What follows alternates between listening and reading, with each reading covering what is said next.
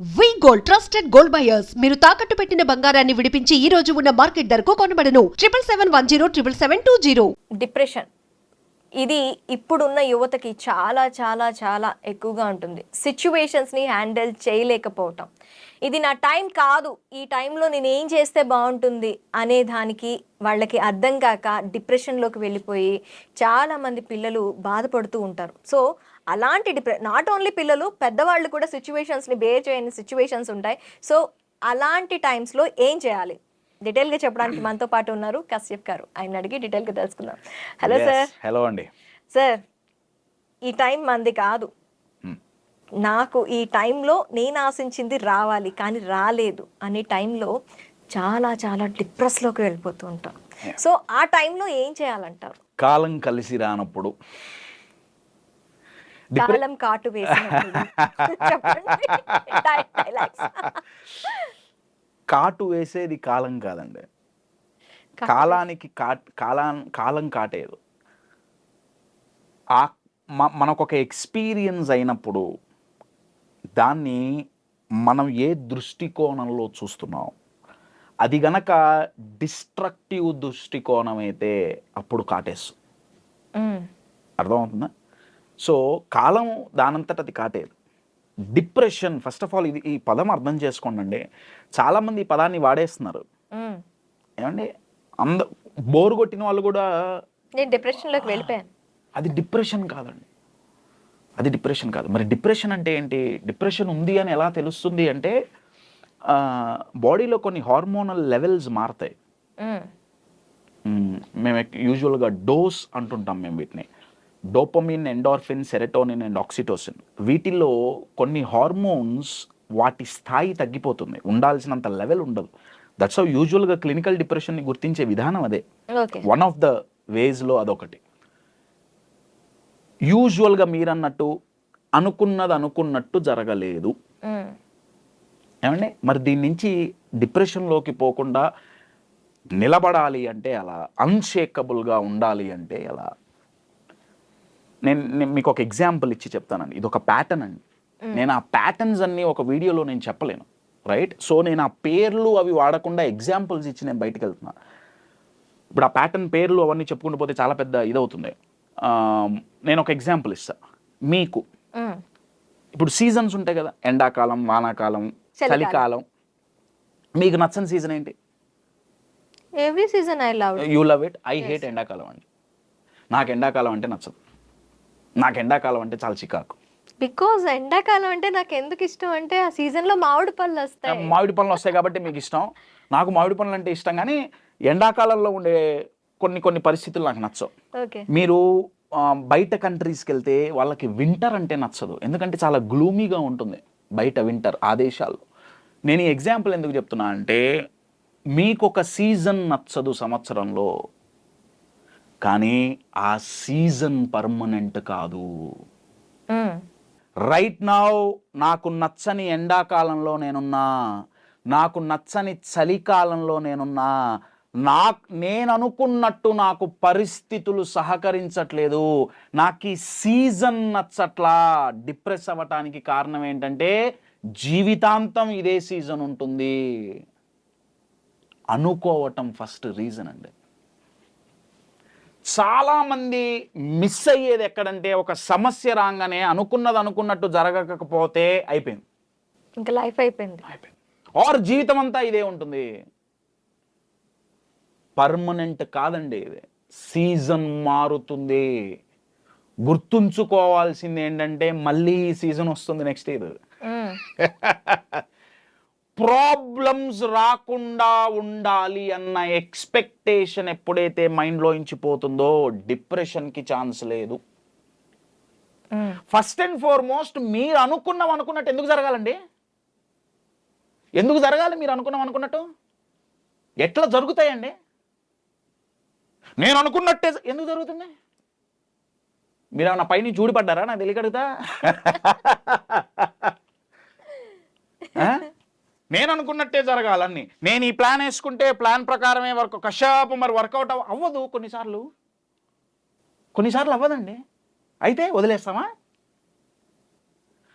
ఇది ఎట్లుందంటే నాకు కాలం కలిసి రాలా, నేను రోడ్డు మీద వెళ్తున్నా, ఒక చోటికి వెళ్దాం అనుకుంటున్నా, మధ్యలో ఒక ట్రాఫిక్ సిగ్నల్ రెడ్గా వచ్చింది, అబ్బా రెడ్గా వచ్చింది, నేను డిప్రెస్ అయ్యా. గ్రీన్గా మారుతుంది, గుర్తుపెట్టుకోవాలి, అది గ్రీన్గా మారుతుంది. రెడ్ సిగ్నల్ పర్మనెంట్ కాదు, ప్రాబ్లమ్స్ కూడా పర్మనెంట్ కాదు. ఇది బాగా బాగా గుర్తుపెట్టుకోండి. అనుకున్నట్టు జరగవు. ఆ జరగనప్పుడు మీరు దాన్ని అంగీకరించి వచ్చిన సిచ్యువేషన్ని ఎలా అడ్వాంటేజ్ తీసుకోవాలి అనేది గనక మీరు ఆలోచిస్తే అప్పుడు డిప్రెషన్లోకో ఏ బాధపడటమో కాదు, మీరు తిరగబడి ఇన్నోవేటివ్గా ఆలోచిస్తారు. నేను యూజువల్గా ఇది ఎక్కడ చెప్పను, ఏదో ఒకటి రెండు ఇంటర్వ్యూస్లో చెప్పను, నేను ఎక్కడ షేర్ చేసుకోవాలా. నేను ఒక ఎగ్జాంపుల్ షేర్ చేస్తాను. అనుకున్నట్టు జరగకపోవటం, కాలం కలిసి రాకపోవటం, ఈ మాటలు ఏదైతే ఉన్నాయో, ఎందుకంటే ఇది జూన్ కదా, జూన్ నా లైఫ్లో నాకు ఎన్నో ఇచ్చింది, ఎన్నో తీసేసింది. జూన్ నెల ఎందుకో ఎక్కువ జూన్లోనే జరుగుతుంటాయి. నా లైఫ్లో highest ups and lowest downs జూన్లోనే యూజువల్గా జరుగుతున్నాయి. ఎందుకనేది నాకు తెలియదు, అది కోయిన్సిడెన్సో ఏమో. 2020 June, Covid first lockdown. Kashyap అంటే ఎవరికి తెలియదు ఆ రోజుల్లో, నా యూట్యూబ్ ప్రెజెన్స్ ఏం లేదు. నేను తెలుగు రాష్ట్రాల్లోకి వచ్చి చాలా తక్కువ టైం అయింది, అప్పట్లో నేను బెంగళూరులో ఉండేవాడిని. కోవిడ్ ఫస్ట్ లాక్డౌన్లో జూన్ 19th నా కూతురు పుట్టింది. వీ వర్ సెలబ్రేటింగ్ ఫస్ట్ సంతానం, నేను నా భార్య పేరెంట్స్ అయ్యామన్న ఆనందంలో ఉన్నాం. జూన్ 19 శుక్రవారం పూట కూతురు పుట్టింది, శుక్రవారం సాయంత్రం పూట కూతురు పుట్టింది. జూన్ 21 సాయంత్రం కల్లా చనిపోయింది. Sorry, 48 hours. Sorry, very sorry. అనుకున్నట్టు జరగలేదు.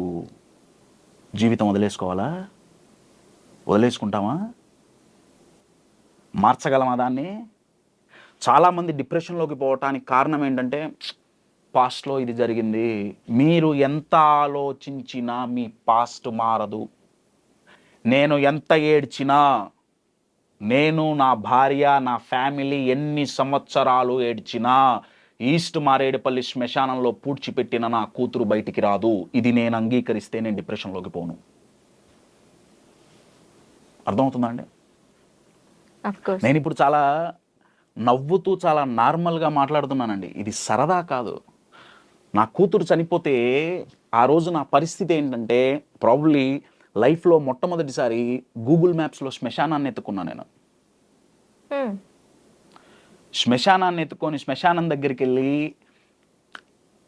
నేను శ్మశానంలోకి పోకూడదు కాబట్టి ఇంకొక వ్యక్తిని లోపలికి పంపించి, చీకటి పడిపోతుంది, అంత్యక్రియలు ఆ ఫైనల్ రిచువల్స్ ఏవైతే ఉన్నాయో అవి అయిపోగొట్టేయాలి త్వరగా, చీకటి పడేలోపు. నార్మల్గా బర్రీ చేయటమే, కాల్చడం కూడా ఏమి ఉండదు, దహన సంస్కారాలు ఏమి ఉండవు, 2 రోజులే కదా పిల్ల, త్వరగా అయిపోవాలి, ఎంత అవుతుంది? ఆ రోజు ఆ వ్యక్తి నాకు చెప్పిన నంబర్ 8,500,000, కరెక్ట్గా 4 ఏళ్ల క్రితం. ఆ రోజు నా జేబులో 8,500,000 లేవండి. నా ఒక అపాయింట్మెంట్ కొన్ని లక్షలండి. నేను ఇది గొప్పగా చెప్పుకోవట్లేదు, చెప్పుకోవటానికి కారణం ఏంటంటే, అంత కెపాబిలిటీ, అంత కెపాసిటీ నాకున్న ఆ రోజుల్లో నేను డబ్బులు సంపాదించలా. ఎందుకంటే నేనున్నాను ఒకటికి తెలీదు. కాశ్యప్ దగ్గర ఈ మ్యాటర్ ఉంది, ఈ స్టఫ్ ఉంది, కాశ్యప్ దగ్గర ఈ ప్రొడక్ట్ ఉంది అనేది ఎవరికి తెలియదు. తెలియనప్పుడు నాకు బిజినెస్ ఎట్లా వస్తుంది? రాదు. ఎవరు గడిగా నేను సేల్స్ అండ్ మార్కెటింగ్ చేయడానికి వెళ్ళినప్పుడల్లా, రిజెక్షన్స్ అయినప్పుడల్లా నేను చెప్పింది ఇదే, కాలం కలిసి రావట్లా. ఆ రోజు నా కూతురు చనిపోయినప్పుడు లోపల మా నాన్నగారు, మా మామయ్య గారు వెళ్ళి ఆ కార్యక్రమాలన్నీ చూస్తున్నారు. నేను బయట రోడ్డుకు ఆపోజిట్లో నా బండి మీద కూర్చొని నేను ఏడుస్తుంటే లోపల నుంచి ఒక క్వశ్చన్ వచ్చింది. అరే కశ్యప్, కూతురు పోయిందని ఏడుస్తున్నావు కదా, బతికుంటే ఏం పెట్టి పోషించేవాడివి? డబ్బులు ఎవరు నీ దగ్గర? దాని అంత్యక్రియలు చేయటానికి నీ దగ్గర 8,500,000 లేవు కదా. ఒకవేళ అది బతుకుంటే ఏం పెట్టేవాడివి నువ్వు దానికి? నీ కూతురికి ఏం పెట్టేవాడివి? నీ దగ్గర ఇంత టాలెంట్ ఉంది, ఇన్ని ఎబిలిటీస్ ఉన్నాయి, ఏంటి దానివల్ల లాభం ఏంటి? అప్పుడు మొదలైందండి నాలో ఫైర్. నా దగ్గరున్న ఎబిలిటీస్ నలుగురికి తీసుకెళ్లాల్సిందే, ఎంత కష్టం వచ్చినా హ్యూమన్ మైండ్ చెక్కు చెదరకుండా అన్షేకబుల్గా నిలబడగలదు. There are techniques, there are ways. నేను నిలబడగలదు. ఇది నేను నలుగురికి నేర్పియాలి. నా దగ్గర ఉన్న ప్రోడక్ట్ నేను నలుగురికి ఇవ్వాలి. అప్పుడు నా యూట్యూబ్ జర్నీ మొదలైందండి. ఎలా అన్నప్పుడు నాకు దొరికిన ఆన్సర్ యూట్యూబ్. ఓకే, అప్పుడు నా యూట్యూబ్ జర్నీ మొదలైంది. ఈ 4 years అంటే ఇది అయిన తర్వాత మొదలైంది. లాస్ట్ 2.5 yearsలో నా లైఫ్ చూసుకుంటే ఇట్స్ టోటల్ టర్న్ అరౌండ్ అండి. Total turn around. ఫినాన్షియల్గా కావచ్చు, ఇమోషనల్గా కావచ్చు. అంత లో ఉన్న టైం నుంచి now it's in very peak stage of my life. కారణం ఏంటయ్యా అంటే కాలం కలిసి రానప్పుడు, అనుకున్నది జరగనప్పుడు, అనుకున్నది చెయ్యకుండా ఆపేయటమే ఓటమి. అనుకున్నది చెయ్యాలనుకున్నప్పుడు అనుకున్నట్లు లైఫ్ సపోర్ట్ చేయకపోతే మీరు వదిలేశారా? అందుకే నేను నా ప్రోగ్రామ్స్లో నేను ఎప్పుడు ఎగ్జాంపుల్, నా కూతురుది ఎగ్జాంపుల్ చెప్పి నేను ఒక మాట అంటుంటా. నేను అనే మాట ఏంటయ్యా అంటే, నా కూతురు చనిపోవటం మా లైఫ్లో వర్స్ట్ డే కాదు. That is the best day of our life. Because మా జీవితాన్ని మార్చేసింది అదే. You are getting my point? చాలామంది నెగిటివ్ లెసన్స్ నేర్చుకుంటారు. నెగిటివ్ లెసన్స్ నేర్చుకొని ఏం చేస్తారంటే, నన్ను వాళ్ళు మోసం చేశారు అంతే, నేనంటే ఎవరికి ఇష్టం లేదు, నన్ను ఆ దేవుడు కూడా పట్టించుకోవట్లేదు, వగేరా వగేరా వగేరా వగేరా. పెద్ద బాహుబలి 1, 2, 3 సినిమాలు తీస్తారు మైండ్లో. అంటే సూపర్ హిట్ మూవీ కదా. మైండ్లో ఏదేదో చూస్తుంటారు వాళ్ళు. ఏదో నెగిటివ్ సినిమా అయిపోయింది, జీవితం అయిపోలా. మనం అయిపోయింది అనుకుంటున్నాం. ప్రాబ్లమ్స్ పర్మనెంట్ కాదు. ఏ సీజన్ పర్మనెంట్ కాదు. ప్రపంచంలోనే లాంగెస్ట్ ట్రాఫిక్ జామ్ చైనాలో ఎన్ని రోజుల్లో జరిగింది? 48 గంటలో 47 గంటలో ట్రాఫిక్ జామ్ అయింది, కానీ క్లియర్ అయింది. లైఫ్లో కూడా ఎంత ట్రాఫిక్ జామ్ అయినా క్లియర్ అవుతుంది, పర్మనెంట్ కాదు. రోడ్డు మీద రెడ్ సిగ్నల్ పర్మనెంట్ కాదు, ప్రాబ్లమ్స్ పర్మనెంట్ కావు. ఏదో మీకు నచ్చని ఒక సీజనే జీవితం అంతా ఉంటుంది, ఉండదు, పర్మనెంట్ కాదు. ఈ థాట్ ప్యాటర్న్ని మనం ఎప్పుడైతే బ్రేక్ చేస్తామో, డిప్రెషన్ కాదు కదా, అసలు ఆ దరిదాపుల్లో కూడా మైండ్ పోదు. అర్థమవుతుందా అండి? ఇది మన లైఫ్లో మనకి జరిగిన ఇన్సిడెంట్స్ని మనం ఎలా నిర్వచిస్తున్నాం. ఇప్పుడు మీరు ఒక కప్బోర్డ్లో చాలా ఇంపార్టెంట్ డాక్యుమెంట్స్ పెట్టి దానికి మీరు లేబుల్స్ పెట్టారు. ఏమండి? ఒక్కొక్క దానికి ఒక్కొక్క లేబుల్. మీరు కొన్ని నెలల తర్వాత ఒకసారి ఆ కబోర్డ్ ఓపెన్ చేసి ఏ డాక్యుమెంట్ సెలెక్ట్ చేసుకుంటారు అనేది దాని మీద ఉన్న లేబుల్ మీద ఆధారపడి ఉంటుంది కదా. కరెక్ట్ కదా? లేబుల్ తప్పిస్తే సరైన గమ్యానికి వెళ్ళలేము. అంతే కదా. మన ఇన్సిడెంట్స్కి, లైఫ్లో జరిగే ఇన్సిడెంట్స్కి మనం ఏం లేబుల్ ఇస్తున్నాం? మనం ఎప్పుడైతే అది నెగిటివ్ లేబుల్ అని ఇచ్చామా, నా మైండ్ ఎతుకుతోంది. చాలామంది ఉంటారు, కశ్యప్ ఎంత ఆలోచించినా సంతోషంగా ఉండడానికి రీజన్ దొరకట్లా, నా సంతోషంగా ఉండాలని మైండ్ స్కాన్ చేస్తుంది. అన్నీ నెగిటివ్ లేబుల్స్ ఏమండి. ప్రతి ఇన్సిడెంట్కి నెగిటివ్ లేబుల్ స్టాంప్ వేసాం. నేనేమంటున్నా, అతి కష్టమైన కష్టాన్ని నేను పాజిటివ్గా నేను లేబుల్ చేస్తా అంటున్నా. కూతురు చనిపోవటం పాజిటివ్ ఎలా అయిందండి? You take that positive. ఆ సిచ్యువేషన్లో తను ఉంటే తనని ఎలా బ్రతికించుకోగలను అనే థాట్ మిమ్మల్ని పాజిటివ్ వైపు నడిపింది. ఆ రోజు నేను డిసైడ్ అయ్యండి, నా కారణంగా నేనైనా నా ఫ్యామిలీ అయినా ఫినాన్షియల్గా సఫర్ అవ్వకూడదు. అప్పటి వరకు సేవ అనే దాంతో నేను ఎక్కువ ఫ్రీగా ఇచ్చేసా అన్నీ. నా దగ్గరున్న కంటెంట్ నేను అన్ని ఫ్రీ క్లాసులు, ఫ్రీ ఫ్రీ ఫ్రీ వర్కౌట్ అవ్వదండి. వర్కౌట్ అవ్వదు, డబ్బులు కావాలి. ఏది ఫ్రీగా పంచిపెట్టుకో. ఎస్, డబ్బులు కావాల్సిందే. సో అది చాలా ఫైర్. ఇంకొక ఫైర్ ఏం చేసిందంటే, అది ఆ ఇన్సిడెంట్ మమ్మల్ని, మా జీవితం మారింది అని నేను ఎందుకంటున్నా అంటే, అది ఒక ఫినాన్షియల్గానే కాదు. మేము ఒక వారం 10 రోజుల తర్వాత నేను నా భార్య కూర్చొని ఆలోచించినప్పుడు, నేను నా భార్య చాలా స్ట్రాంగ్గా నిలబడ్డాం. ఆ టైంలో ఏదైనా సరే నించోవాల్సిందే. మేమిద్దరం స్ట్రాంగ్గా నిలబడబట్టి మా 2 ఫ్యామిలీలు స్ట్రాంగ్గా నిలబడ్డాయి. ఇటు నా వైపు అయినా, మా అమ్మ నాన్న అయినా, అటువైపు మా అత్తయ్య గారు మామయ్య గారు అయినా, వాళ్ళ మైండ్లో నడిచింది ఏంటంటే పిల్లలు వీళ్ళే గట్టిగా ఉన్నారు, మనం ఎందుకు పడిపోవాలి. నాకు ఆ రోజు అనిపించింది ఏంటంటే ఒక ఇంట్లో ఒక వ్యక్తి మానసికంగా దృఢంగా ఉంటే హోల్ ఫ్యామిలీ కాపాడబడుతుంది. నేను స్టేజ్ మీదకి ఎందుకు వెళ్ళాలి, నా ఆడియన్స్ని, ఒక్కొక్కళ్ళ ఇంట్లో ఒక్క వ్యక్తిని మానసికంగా దృఢంగా చేయగలిగామా, దేశం ఎటెళ్ళాలండి, ఎటెళ్తుంది దేశం. మన దేశం పడిపోవటానికి పడిపోవాలన్నా ఎదగాలన్నా కారణాలు రెండు. ఒకటి ఎకానమీ, రెండొక ఏంటయ్యా అంటే ఇమోషనల్ హెల్త్ అండి. ఇది చాలామందికి తెలియదు. ఇమోషనల్ హెల్త్, మానసికంగా దేశం కుంగిపోతుందండి. మానసికంగా గట్టిగా ఎక్కడున్నాం, అవతల దేశం బాంబులేస్తే తట్టుకొని తిరిగి మనం బాంబులేయగలుగుతున్నాం. అణుసంపద చాలా ఉంది, బ్రహ్మాండం, వెరీ గుడ్, ఉండాలి, నేను కాదనట్లా.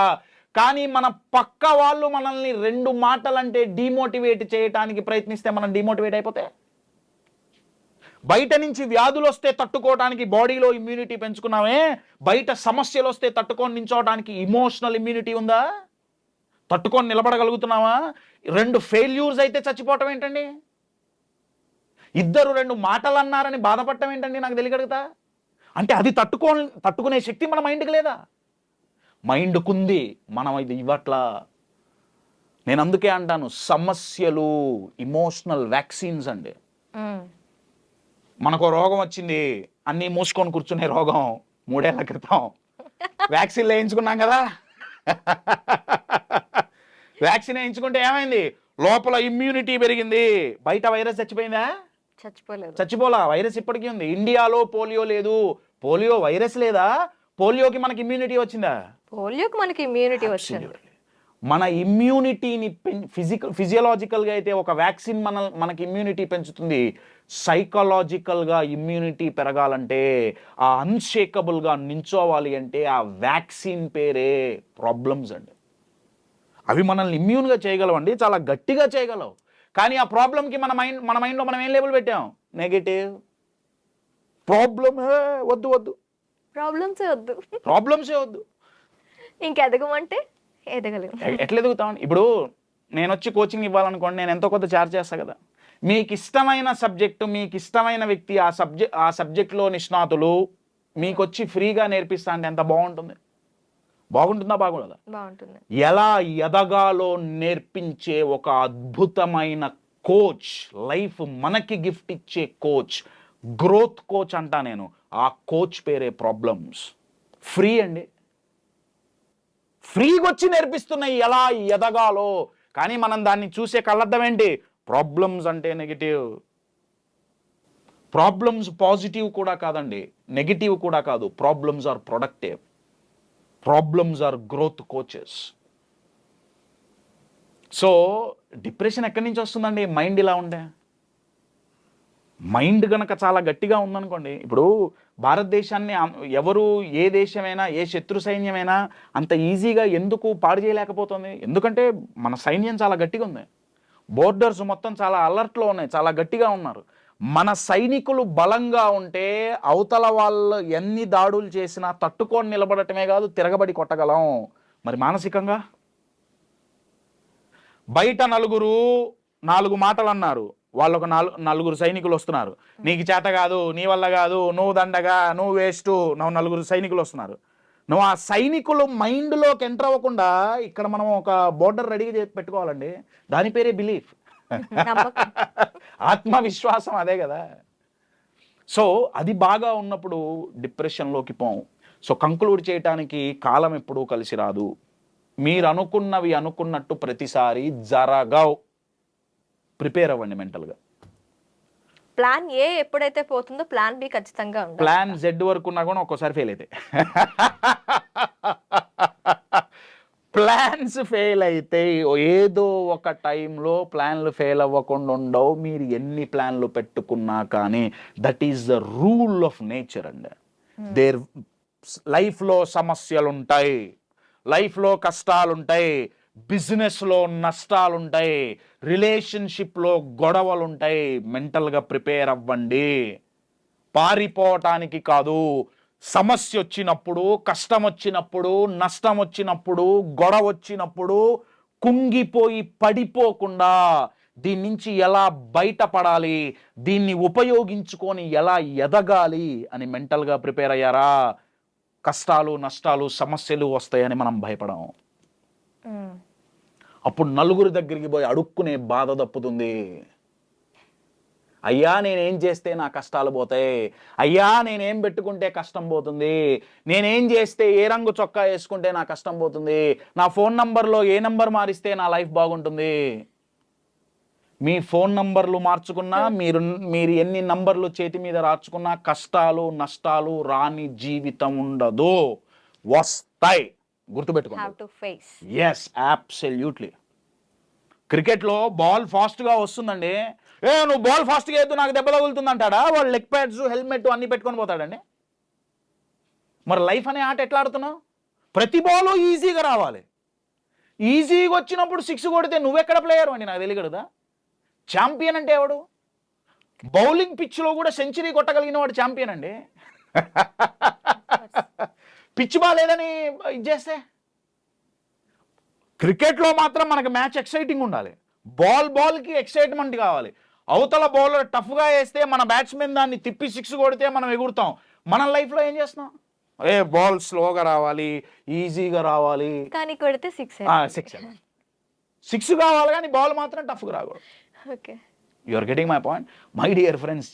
నేను అందుకే చెప్తాను, ఎప్పుడు బాగా గుర్తుపెట్టుకునేది, లైఫ్లో ఎదగాలన్నా, లైఫ్లో బాగుండాలన్నా అర్థం కావాల్సింది ఏంటంటే మన జీవితాన్ని కంట్రోల్ చేసేది మన పరిస్థితి కాదు, మన మైండ్. అబ్సల్యూట్లీ. మన గ్రహస్థితి కాదు, మన మనస్థితి. ముందు మనస్థితి మీద పని చేయండి.